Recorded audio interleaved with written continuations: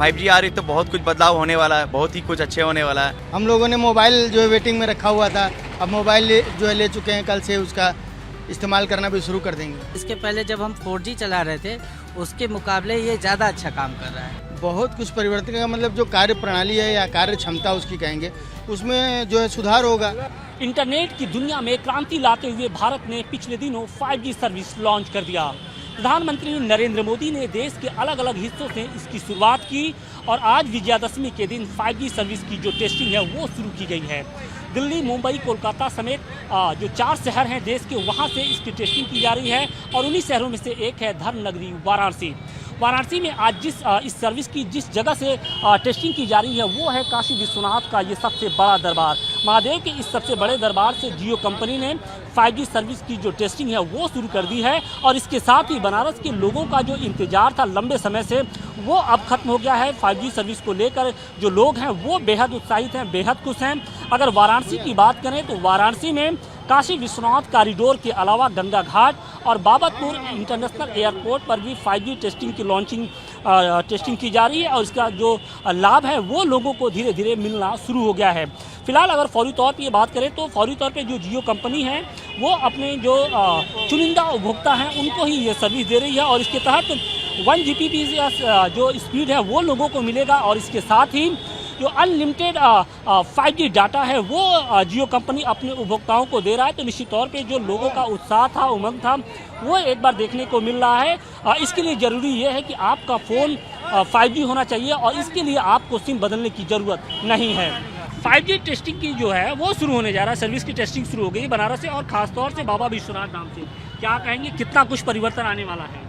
5G तो हमारे India में तो बहुत अभी आ रही है, विदेशों में तो 10G चल रहा था। 5G आ रही तो बहुत कुछ बदलाव होने वाला है, बहुत ही कुछ अच्छे होने वाला है और बाबा भोलेनाथ के द्वार से हो रहे तो उससे अच्छा और कुछ नहीं हो सकता है। क्या कुछ बदलाव आपको लगता है कि क्या कुछ बदलाव आएगा 5G से? अगर 4G से 5G हो गया तो सर अच्छा होगा, फास्ट चलेगा दुनिया, मतलब जैसा और कंट्री चल रहा है वैसे ही चलेगा। बिल्कुल देश डेवलप करेगा, ज़्यादा से फर्स्ट ज़्यादा से ज़्यादा एक्टिव काम होगा, स्पीड काम होगा, इलेक्ट्रॉनिक्स की दुनिया बढ़ेगी और भी।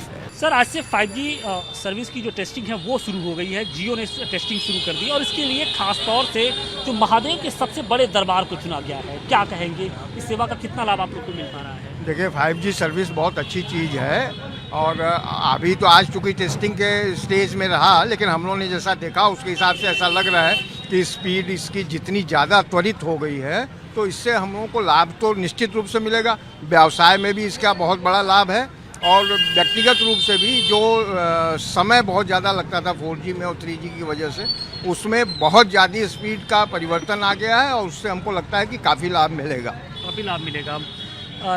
देश की जो दिल्ली, मुंबई, कोलकाता के साथ साथ बनारस को भी चुना गया है और बनारस में हम देख रहे हैं कि जिन जगहों पर शुरुआत की गई उनमें से सबसे जो प्रमुख है वो महादेव का सबसे बड़ा दरबार यानी काशी विश्वनाथ मंदिर है, उसके अलावा बाबतपुर एयरपोर्ट और साथ ही गंगा घाट। क्या कहेंगे, मोदी जी ने कितना बड़ा देखिए ये हम लोगों का सौभाग्य है कि काशी को मोदी जी जैसा सांसद मिला और हमारा सांसद देश का प्रधानमंत्री है, तो मेट्रोपॉलिटन सिटी वाली सुविधाएं हम लोगों को काशी में मिलना प्रारंभ हो चुकी हैं और काशी में जितना परिवर्तन मोदी जी के वजह से देखने को मिल रहा है उसमें एक और ये नई कड़ी जुड़ रही है 5G का तुरंत यहाँ से आरंभ होना और निश्चित रूप से काशी के व्यापार में और काशी की जनता को और काशी में आने वाले जो यात्री हैं उनको इसका लाभ निश्चित मिलेगा। जितेंद्र जी ये बताइए कि आज से 5G जो सर्विस है वो लॉन्च हो गया है, उसकी टेस्टिंग की जा रही है, क्या रिस्पांस है? अभी आप लोग मोबाइल में सर्च कर रहे थे, रिस्पांस तो बहुत ही अच्छा मिल रहा है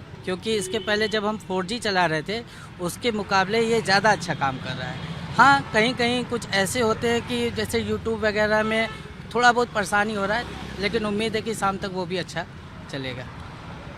कितना परिवर्तन आपको लग रहा है कि कितना परिवर्तन इस 5G के आने से होगा? और बनारस हम देख रहे हैं कि उन चुनिंदा शहरों में शुमार है जहाँ पे सबसे पहले टेस्टिंग की जा रही है। बनारस देखिए एक महानगर है और यहाँ पे बहुत प्रकार के जैसे बहुत से विभागों में, कचहरी में और साइबर पे सर्वर प्रॉब्लम बहुत ज़्यादा होता था। इससे हमें लग रहा है इससे बदलाव आएगा, कुछ बदलाव आएगा। क्या नाम है आपका? रविश दत्त मिश्रा।